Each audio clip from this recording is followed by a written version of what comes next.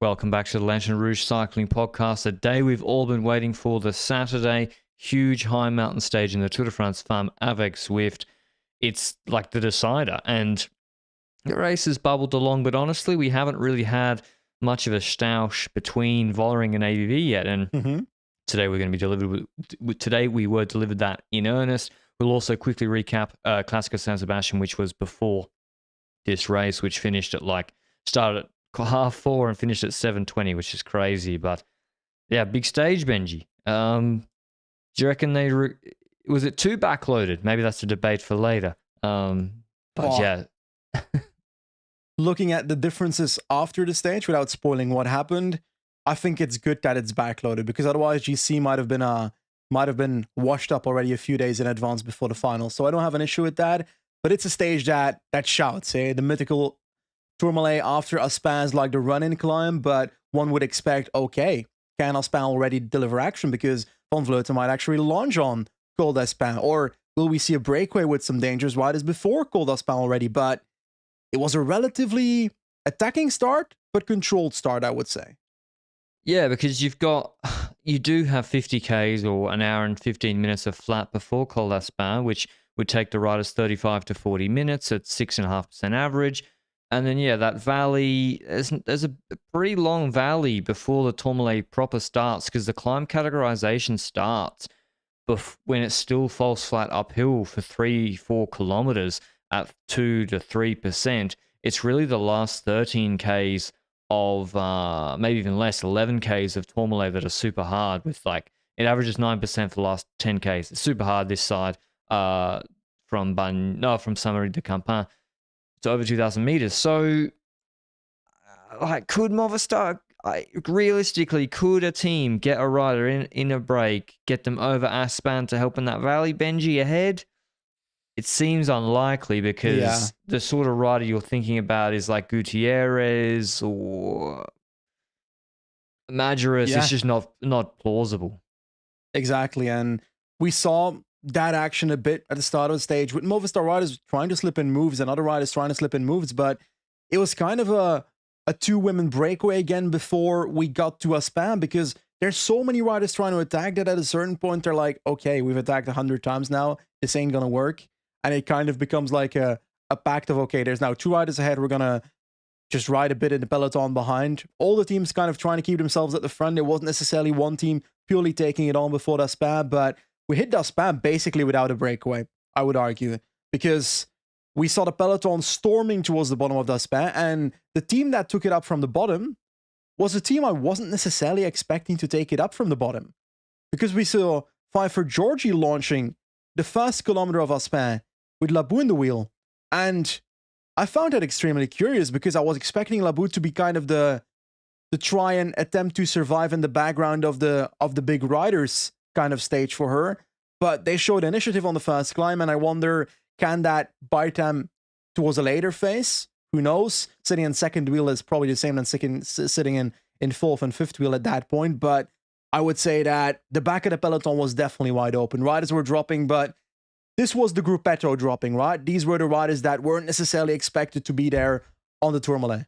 Yeah, when Pepperkamp was pacing, I think she took over from Pfeiffer Georgi for a little bit. It's still a big group, and as you said, the gruppetto forms, I'm sure Luke will be on gruppetto cam watch whilst we're recording this, because the time limit's pretty tight. It's 35 minutes, and the Movistar riders, Mackay and Norsgaard, got dropped out of the gruppetto on Aspin. So I was like, that's going to be difficult to make it for tomorrow. I mean, it's the TT, doesn't matter, but... Did you see riders helped a tiny bit with making sure that during the stage, riders could take time on them again, but we'll get to that point of the race. And we get 2 kilometers later on that climb. DSM had done their work, and we see Movistar at the front. And when Movistar hits the front, my immediate thought process goes towards, they're going to try and launch Van Vleuten here. Because usually when Movistar comes to the front, it's not because they're gently going to try and hurt the competitors, It's not like they put a rider at the front and just pace the climb with 1 or 2 riders, and then the next climb they launch. They're always launching on the climb that they tend to put their riders at the front of. And we see that with Bionic at the front. At the same time, we see 3 Movistar riders dropping off the back. number 3, 4, and 6 of the team. I remember the numbers, but not the names. But Patino was in the wheel of Bionic, and we also had in the wheel of that Van Vleuten with Lippert also close by, just in case she was needed for that as well. But small thing about Lippert, I swear she was in a small crash earlier in the stage. Yeah, she. I don't know where it was, but that Movistar tempo with Bionic, it's obviously not crazy, but it's enough to keep people dropping. But when Patino started taking over, I was like, okay, this is trying to take over a launch platform for Van Vleuten, because that was tempo, and especially when Lippert took over afterwards with 5 kilometers to go. And Vollering was very comfortable in terms of, she was talking to Reusser.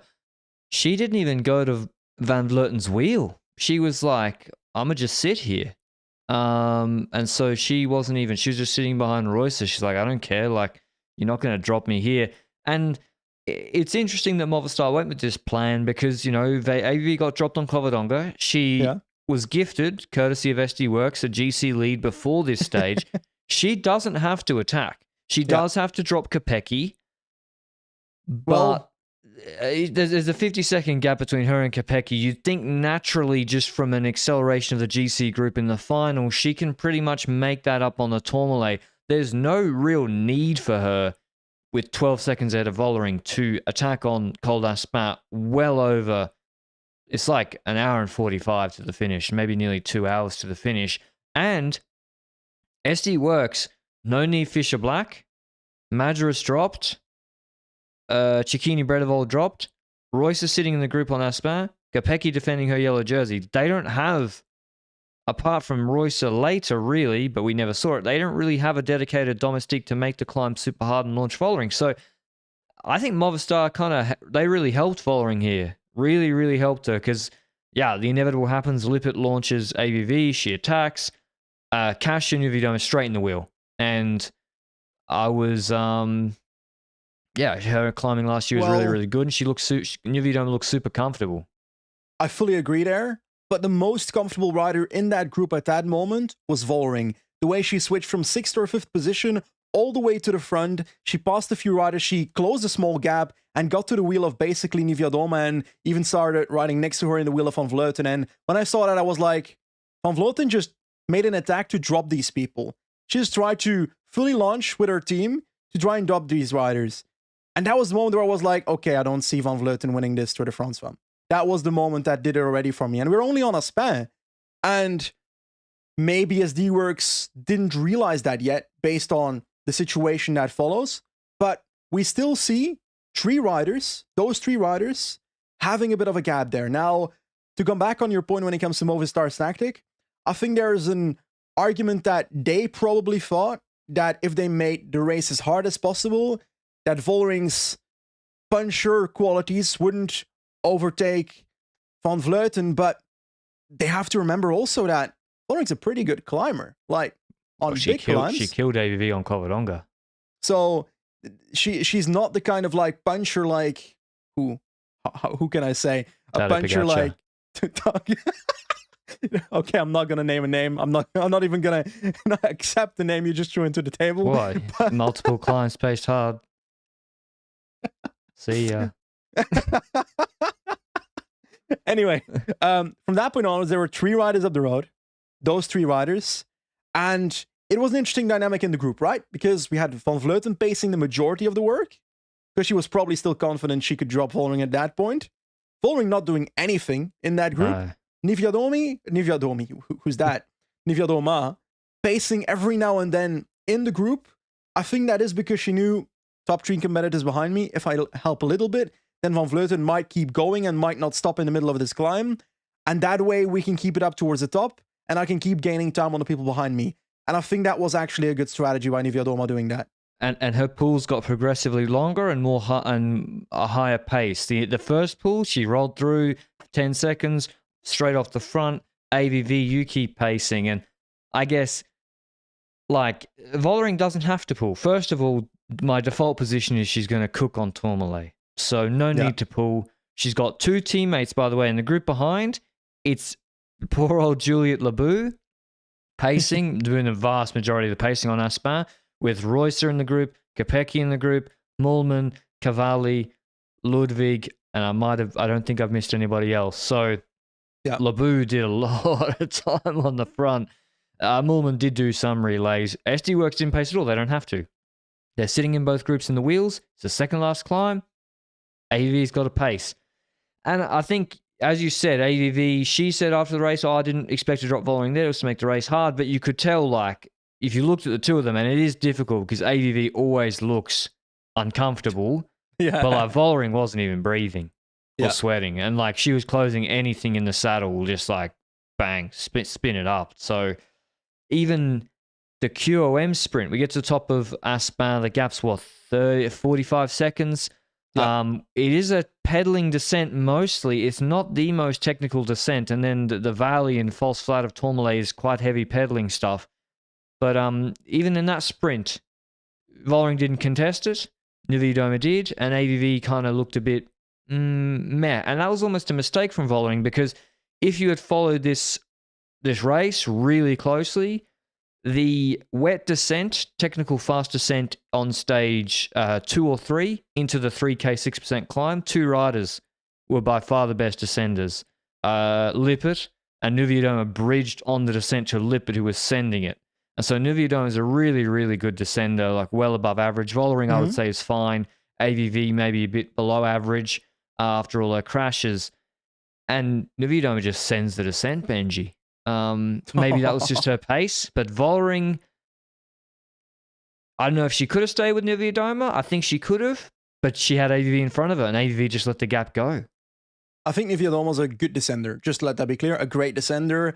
I don't know if Vollering could have followed that tempo. I don't know if she should have risked following that tempo as well. It's kind of a thing as well here. But when it comes to Van Vleuten, she just couldn't follow, like you said. But then the intriguing factor starts. Once the gap is there, whoever the two is going to close it. And I feel like Vollering showed some interest to keep on going. Once she went past Van Vleuten, she tried to keep going for a few corners. In a few corners, Van Vleuten was on her wheel. And once the descent kind of started evolving from the technical part to the very not technical straight road part, that's when you get the biggest problem when it comes to cooperation in that second group of 2 riders. And that was simply with them looking at each other.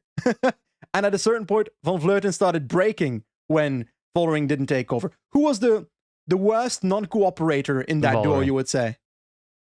Which I think's fine as well, because just behind are 2 trucks, Reusser and Kopecky. Yes. Rouleurs who can smash this 10K section and the 3% false flat section. Why would she pull? Now that the gap's open, there's no need to just relay with the gap open, let your teammates come back. The problem with that was Reusser and Kopecky were in no rush to get over there.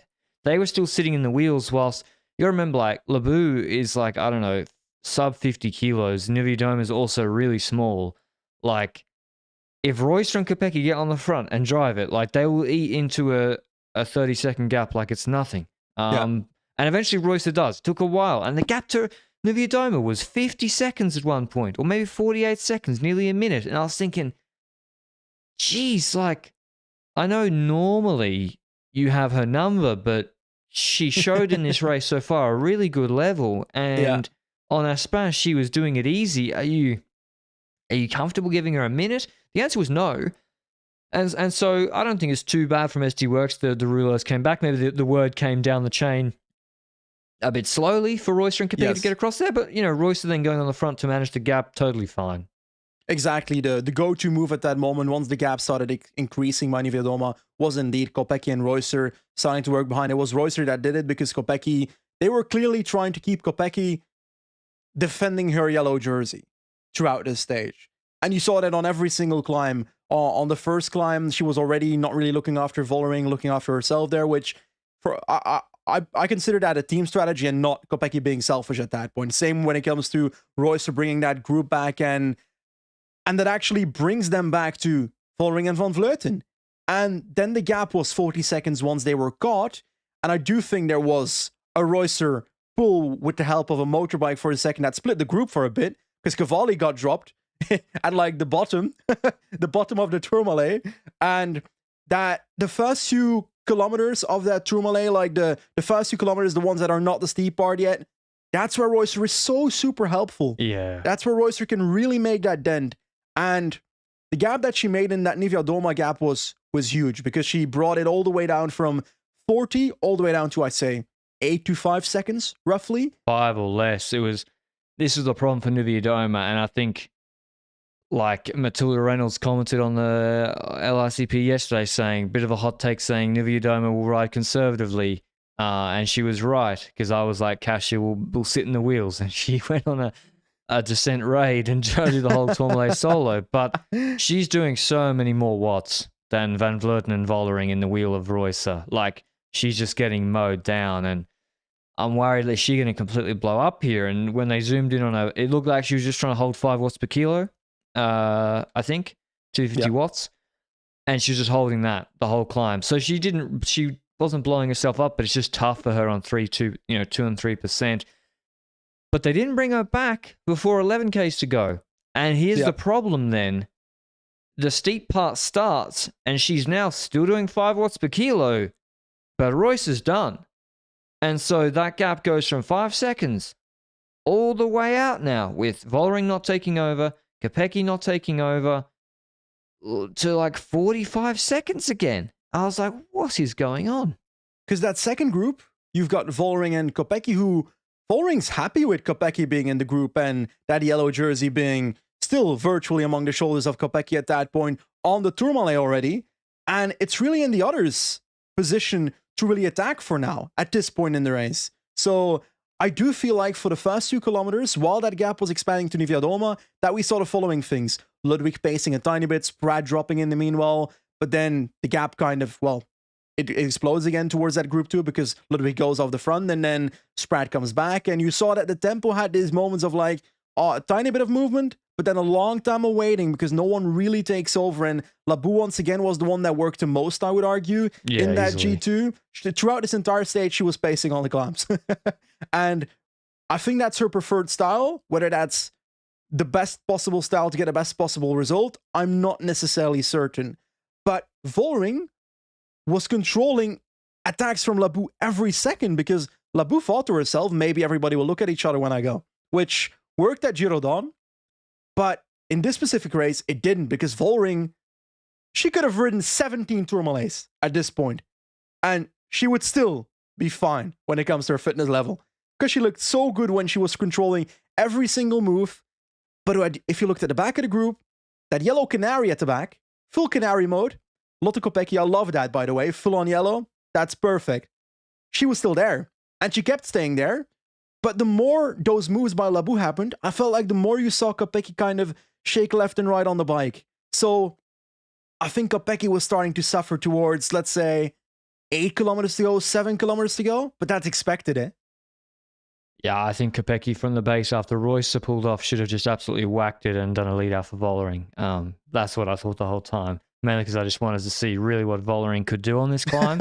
I wanted to see some of the women's watts records get broken, but yeah, but I don't think it's necessarily bad what they did instead.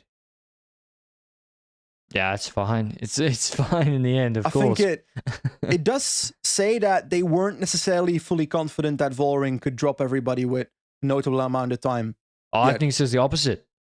Really? I think, I think it says the opposite. They were just like, it doesn't matter.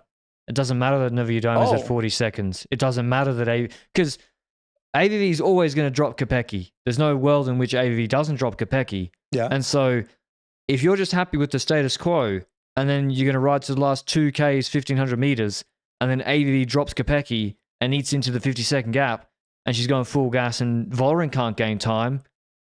Then Kopecky's still there. Well, no, now AVV's in yellow.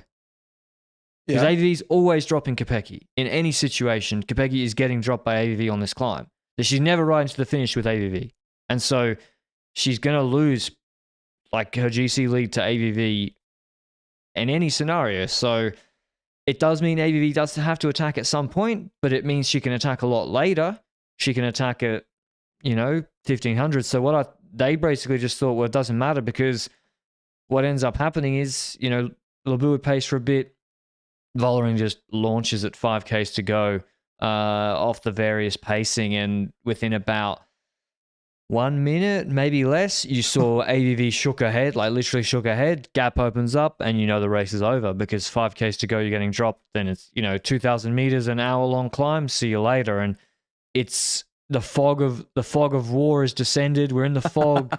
It's 7 o'clock at night. I love it. On the Tourmalet, through tunnels. We don't know the time gaps. We can't see any of the riders. And all you know is the spectre of Demi Vollering is flying, and she like appears in the background of a moto shot in the mist behind Niewiadoma. Terrifying.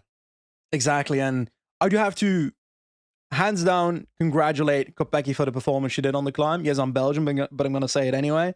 Like, the performance she did on this was something I don't think anyone predicted when it comes to how strong she was climbing, how she was able to follow on these climbs. And definitely based on like what we've seen in the past, she hasn't performed at this level on a climb before. On a long climb, she hasn't done that before. And this does open kind of possibilities for the future, I would argue. Can she win the Tour de France Femmes in the future? Who knows? If she would have been, let's say she started today's stage with 3 minutes ahead. And that is because, for example, in stage 1 or stage 2, they pulled a Kopecky card in the same way you were saying on stage 2. When you said, oh, they should try that again. Let's try and copy-paste. Kopecky attacks his group and tries to get another minute or another 40 seconds. Then she actually could have been competitive for the Tour de France Femmes. Yeah, which, for sure. At that point, if she's 2 minutes ahead, she's probably going to get chased down a bit more. But I would say that she was really fucking strong here. And I think that what Vollering did when it comes to dropping Van Vleuten, that's just the confirmation of the torch being given around, eh? Because for so many years, we've had Annemiek van Vleuten at the top of the food chain, at the apex predator of the women's peloton when it comes to GC. And this is just a new apex predator. Demi Vollering is now the crown on top of the peloton when it comes to GC. And it's not even close, eh? And like, I was worried. I was worried before this race. Okay, what if this race is now close? Vollering and Annemiek, they're close in GC at the end of the race. And afterwards, Van Vleuten retires, for example, because that's what's on the menu at the moment. I was worried, okay, there's not going to be competition. Well, that's the case, but there's currently no competition anyway. Yeah, Vollering's the best rider in the world. She's just too good. What she's done this year is incredible. And to be honest, apart from Royce of this race, she's done a lot of it on her own, frankly. In fact, she's had to be subservient in a lot of stages where she could have taken additional time to the ambitions of others in this race. And 5Ks to go, she finally, unleashed what I thought she had. And yeah, it was much more dominant than on Covadonga. Going past Niewiadoma, dropping Niewiadoma, and then the gaps just are exploding. The gap to Kopecky, the gap between Niewiadoma, Van Vleuten, Moolman, Lebu, Kopecky was pretty stable. Yeah. They all sort of kept their gaps to each other stable, but then the gap to Vollering just exploded and ended up being 1 minute 58 to Niewiadoma. So Vollering did the climb, quick maths, at least 2.5 minutes quicker than Niewiadoma, although she had the benefit of draft for a lot of the time. She puts 2:34 into Van Vleuten, who parked. She actually only finished 9 seconds ahead of Moolman. Lebu only 12 seconds behind Van Vleuten. So the three, Van Vleuten, Moolman, Lebu, all within 12 seconds of each other, very close on a 1 hour plus climb. Kopecky finishes 6th on the stage on 3:32, then a big gap, 5:24 Saint-Esteban, and then Cavalli and Ludwig together on 5:43. Bauernfeind, she got dropped early, but she finished on 7 minutes in 10th. The revised GC, Vollering basically ends the Tour de France Femmes avec Zwift today, moves into the yellow jersey. She already had the nails painted yellow. There's the tell of the confidence. 150 ahead of Niewiadoma, who's in second. And it could have been more. It could have been more. She did the climb the same time basically as Van Vleuten, but a lot more watts. So, she put it on the line, could have won the stage, didn't end up happening. But yeah, Niewiadoma really, really impressive. Second to 150, Van Vleuten narrowly in third on 2:28. Kopecky drops to 4th, but she's only 7 seconds off the podium. So she still has the podium in play tomorrow in the TT, but I don't believe that... I don't believe anyone can overhaul Vollering, but Niewiadoma will be trying to defend second and fourth, second and third, frankly, to the two behind her, and Van Vleuten will be trying to move up into second and hold off Kopecky. Certainly, the podium fight will be on the menu and will be very, very interesting. I was obviously hoping GC would still be on the cards, but that's definitely not the case. Vollering has won Tour de France Femmes, bar any accidents, bar any bad luck, and we don't hope that for a rider like that, because she was simply the best in this Tour de France Femmes when it comes to... She's the best rider in the world. You said it. Let's say that. So she deserves that victory 100%. When it comes to the riders behind her, I honestly reckon that Kopecky could end up on the podium here. Her TTs, you can't look at the Belgian National Championships ITT. Like, whoever says, oh, she won the Belgian National Championships ITT a billion times, sorry, but the competition there just isn't on the level of these other riders. So you got to try and compare some performance at World Championships where she was not necessarily focusing on the ITT in the first place. But I reckon it's a possibility for Kopecky to be on the podium. I think Van Vleuten is likely going to be on there. So I feel like it's between Niewiadoma and Kopecky for the third spot in GC when it comes to this Tour de France Femmes. Now, were you disappointed in the climbing of Van Vleuten? Was it worse than you expected? No, I thought Vollering would be better after Covadonga. Yeah, but that you expected, but was the difference as huge as you expected? Because were you expecting, for example, Van Vleuten to be so close ahead of Moolman?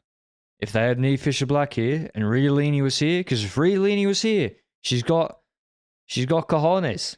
She's really small, but if Riolini was here and everyone was looking at each other, she would have just started driving it at the base of Tourmalet, I'll tell you that.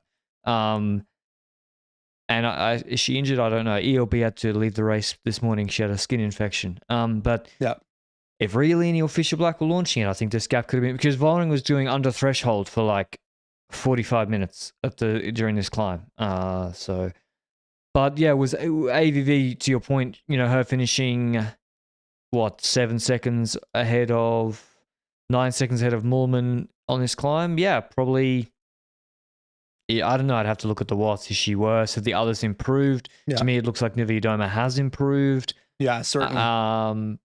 I don't know. She said she didn't have her best day in the interview afterwards. So, but yeah, it's kind of a continuation of Covadonga. This is a much longer, harder climb with a difficult climb beforehand. And she also did all the big effort on Aspen. So she didn't, with Aspen and how she rode that in mind, I'm not surprised that she cracked a little bit. Do you see a new opponent coming up when Van Vleuten gone? Because Demi Vollering is the apex predator now, but who can take her out? Because if I look at the other riders in the peloton, Riolini can climb well, but she's got weaknesses on other terrain, and I feel like Demi Vollering is the most complete package by a very, very long mile. So a very long kilometer. Okay, sorry. I need to stay within the metric system with all you imperial bullshit. But I think there's no one close at the moment. And even with the young talent coming up, Niedermayer and Barnfine, I'm curious where that will go. But that's nowhere near what Vollering is yet. No. I think Elena Ivanchenko, but she's a couple of years away and might need to... depends on what team she goes to. But yeah, she's someone I think could be there in 2, 3, 4 years, but not right now. Yeah, maybe Niewiadoma. Like, she's only, 28? Like, she's still improving.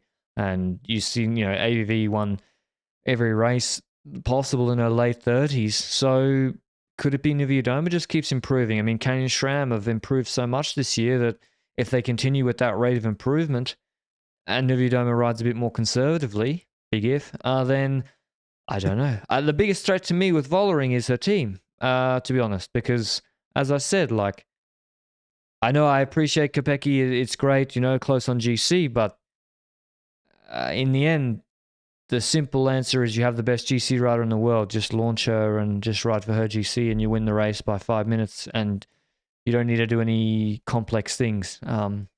I would bet they now know that, though. I think this race confirms that to them 100% after there probably still being some doubt in the team until today. Yeah, but Kopecky will still come next year and want stages. And so will... If they didn't have Royce this year, man, Royce was... that's true. Royce the MVP of that team this week, apart from Vollering. Like, she is... Yeah. She wins tomorrow.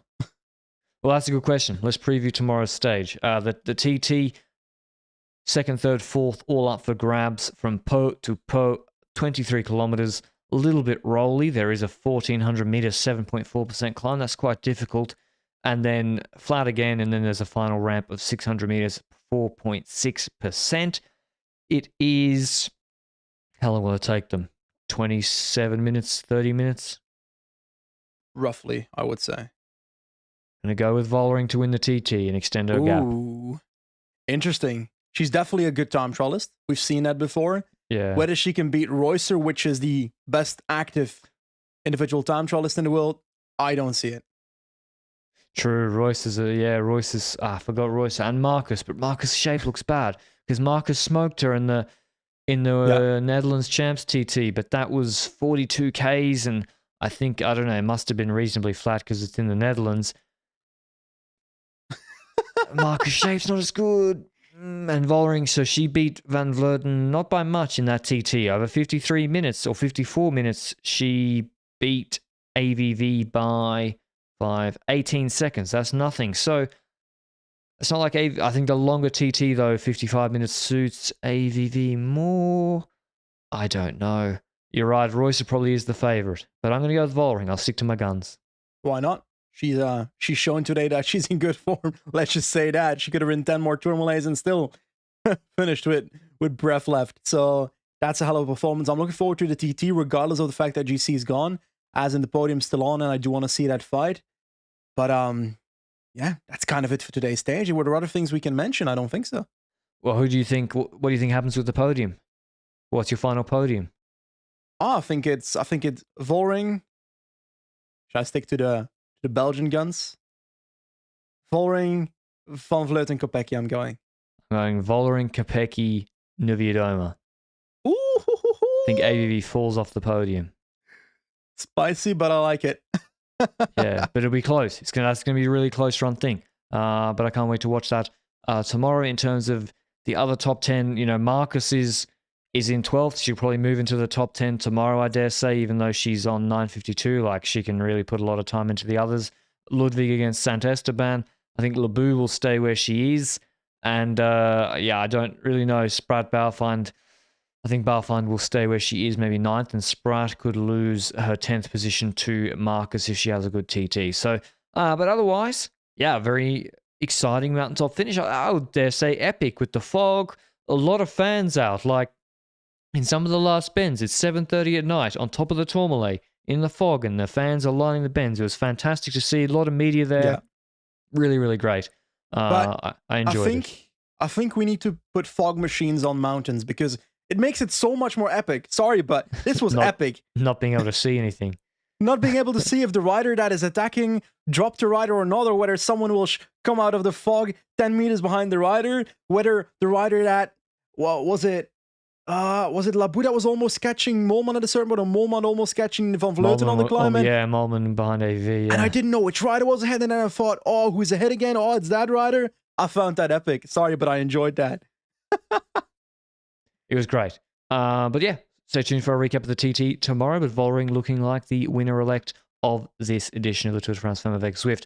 But speaking of races, which kind of felt like watching, because we had wall-to-wall coverage of this stage, a race that kind of felt like watching many of the women's races, Clásica San Sebastián.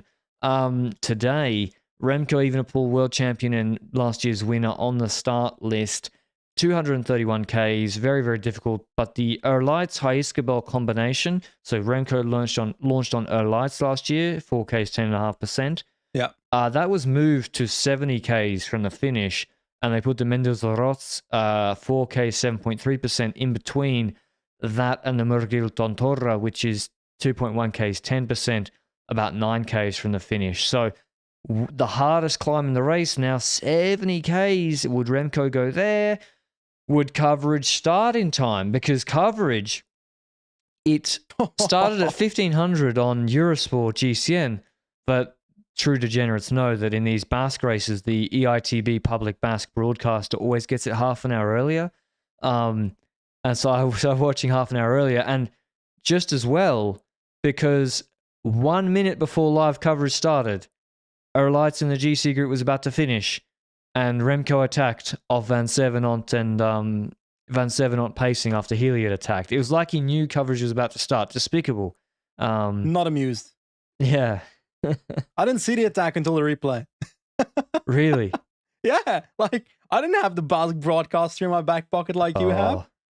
So yeah, I you didn't. gotta know that one trick. That one trick. That was a bit busy today. Yeah, true. Anyway, Remco goes clear. I'm thinking race over before anyone's even seen anything. Luckily, Vlasov, Bilbao, Bettiol bridge across him. There had been a breakaway ahead with Van Hooijdonk and Bardet and Garcia Cortina. Van Hooijdonk and Bardet survive. Group of Bilbao, Vlasov, Bettiol. Anybody else? Join Bardet and Van Hooijdonk. Yeah. Group behind is an absolute mess. Garcia Cortina starts attacking the group when he should be pacing for Aaron Baru, the guru. Maybe Van Hooijdonk even should be dropping back to pace for Tej Benoot, because what's he going to do in this group with Mendes Rots and Murgil Tontora to come? So him being in that group was kind of pointless. Whether Van Hooijdonk top 10s from that group or Benoot top 10s from the group behind, that's the max I believe that Jumbo could really achieve at this race. So I think at that point you kind of have fun with the situation you have. Van Hooijdonk's in that situation. He's fought for that situation. It's a situation that nobody would have expected before he was in that situation. Him being in that group, following, well, not Bardet dropped him a little bit, but he came back with the other riders and so forth. So that was a bloody good performance by Van Hooijdonk. And his day wasn't done because like the action continued, and I thought, okay, where's the separation gonna come? Because you said it, that Edelite's attack, that Remco attack, that brought him to that group. It's a weird attack. Afterwards, he said it wasn't planned. It's weird. Maybe he didn't want to throw it all on the line. He wanted to see if he can get a group with him, and maybe that's why he didn't want to go all out. Yeah, like, I think he kind of, actually, in his heart of hearts, on her lights, was like, I should attack here. This is where he dropped everyone last year. Yeah. And on Redoute, drops everybody. Or except Pidcock came back and then dropped him later. Or, and usually when we see him launch like that, it's with full commitment. And you're right, this one, because it's not just Vlasov got across him. You know, Bettiol and Bilbao weren't really in the picture. And they came across, because, he said he was running out of teammates, but that wasn't really true either. Like, he had Van Sevenont and Baggioli there. I think they didn't want him to launch 70 Ks from the finish. And in the end, it worked out for him because... his gut, I guess. Well, yeah, like, the others just worked with him. Like, fully worked with him. Because in San Sebastian, this race is literally like walls, steep wall climbs, and flat valley. And so the gaps just explode if there's a cooperative group versus a dysfunctional group. So just forget about group 2, it's gone. Apart from Gal and Landa trying to bridge on the Mendes Ross climb. And I was then thinking, okay, is Remco going to drop them on the next climb? He's going to drop them on Murgil Tontora? Is he going to attack again? He's going to attack them on the flat? He kind of... It's weird to say this, but Remco did look a lot less dominant than previous years in Liège and in this race itself. I would agree. I don't know the numbers, so I can't confirm it that was 100%. Yeah, but true. I think how I saw that attack, how I saw that move was, okay, he wants to have riders with him in that move. Because if you go solo from there, yes, he's done it before, but he probably wants more riders with him. Because that also means less teams chasing behind in that process. But if you then go further into the race, when he tries to drop riders in that front group, yes, the Van Hooijdonks of the world drop. Those riders drop. Bardet drops, for example, who had been in the breakaway already for the majority of the race. But there's other riders, the ones that were bridging that weren't initially with his move. Like, for example, you said it, Vlasov and Bilbao, when they could follow Remco on the majority of his accelerations in this race, I was like, ooh. In the Vuelta, that's not supposed to happen. Or here, really, like, he just smashes people off the wheel on these ramps, and it didn't happen. Now, maybe he was... You're right. Does he want to do a 2-hour solo with... Because EF are going to chase full gas behind. They got multiple riders. Bora will chase. Bahrain will chase. But now he's got them with them, and it's just Lutsenko for Astana, and then he gives up, and Movistar, and they stop. So, yeah, you may be right. I mean, Bilbao looked really good. Looked really, really good. On Mendes Rots, he looked really, really good. And then on the descending, he's obviously very, very efficient. He's quite aerodynamic on the flat too. And we get to the Mergil Tontora. Nothing's happened except Beriol's been dropped. And Remco just does his pace, mashes, 2Ks 10%, steeper ramps than that. Vlasov struggling, gone. But Bilbao comes back to the wheel. He's nose breathing. Bilbao also then surges past Remco. Remco takes personal offense to it, goes back to the front, starts whacking it hard on Mergil Tontora. And then the last 200 meters, the Basque commentators going crazy. The fans going crazy. You got race organizer's dream. World champion, defending champion of this race. Best Basque rider of the moment who just won a Tour de France stage in 5th, 6th in GC on his wheel. And they're glued together on Mergil Tontora. And then Benji, Bilbao, I'm sure... this was weird, right? Because Bilbao, in that Tour de France stage, he played it perfectly, right? He didn't close moves he didn't have to. He closed the Zimmerman move that he had to.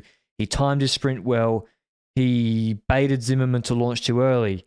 The way he rode this final, because like Remco's sprint is much improved. Bilbao's got a perfectly serviceable flat sprint too. Remco goes back to the front at 800 meters to go. Then the flat finish, Vlasov's gone. And I'm like, oh, Remco's fucked up here. He's going to have to lead this out because no way Bilbao will come through with less than a K to go. The gap to Vlasov's like a minute. The gap to G3 is 3 minutes. They don't have to pull. And Bilbao comes through again with like 450 meters to go.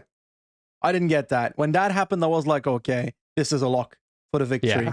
Because when it comes to their sprint, before the sprint started, I thought Evenepoel's sprint was better, but I think he would lose if he would sprint from the front. And the second that Remco was at the back of the two riders, I was like, okay, this is locked. Remco wins this. Yeah. Because Remco's improvement when it comes to sprint throughout the last 2 years has been from riding Colbrelli to the line in the European Championships in Italy that one time to now winning these sprints in groups.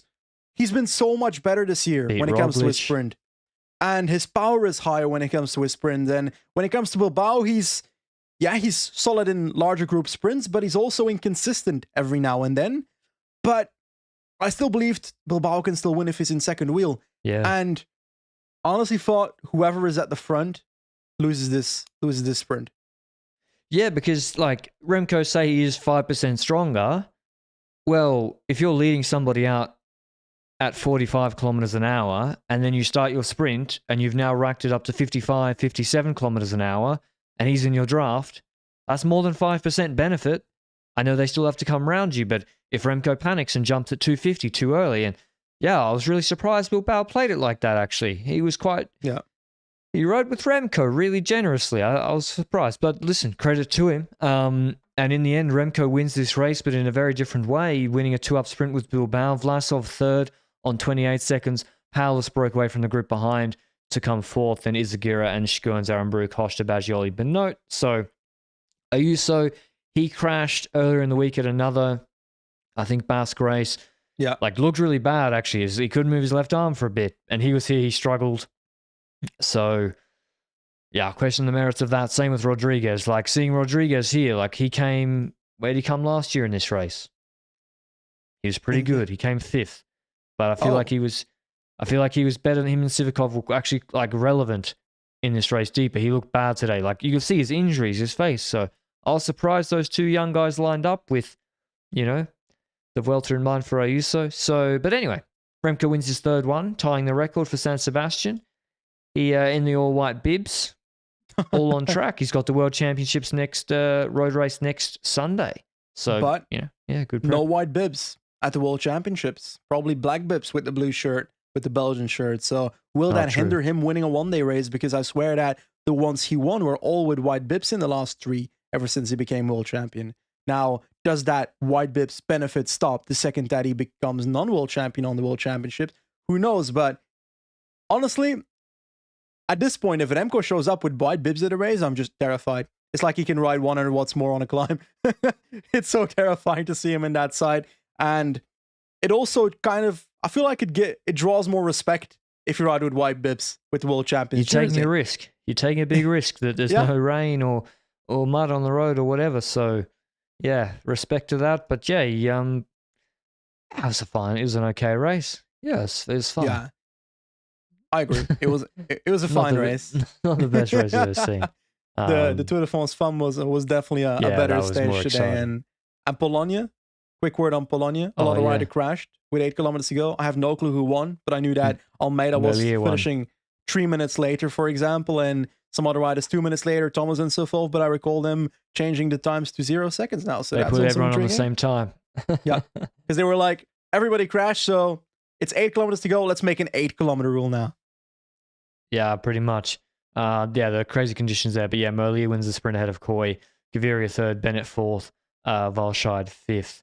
And so, yeah, tomorrow's stage there. So we've got there for GC, Arensman, Kwiatkowski, Thomas. So Ineos a pretty strong team. But tomorrow's a very important day with kind of a fake news climb. It's really 4Ks at 7%, but 1.6Ks of them are at 10%. So a punchy finish. How much time will Kwiatkowski, important race for him, in good shape, obviously, after winning a tour stage. Will he be able to hang there? Almeida's won this race before. It was his first win. First World Tour win was actually at this race. Kamner also here, as well as Igita, who's punchy. I think he's done well before in Tour de Pologne, maybe even won a star. I think he beat Berwick when Berwick attacked in front of Carapaz and destroyed him.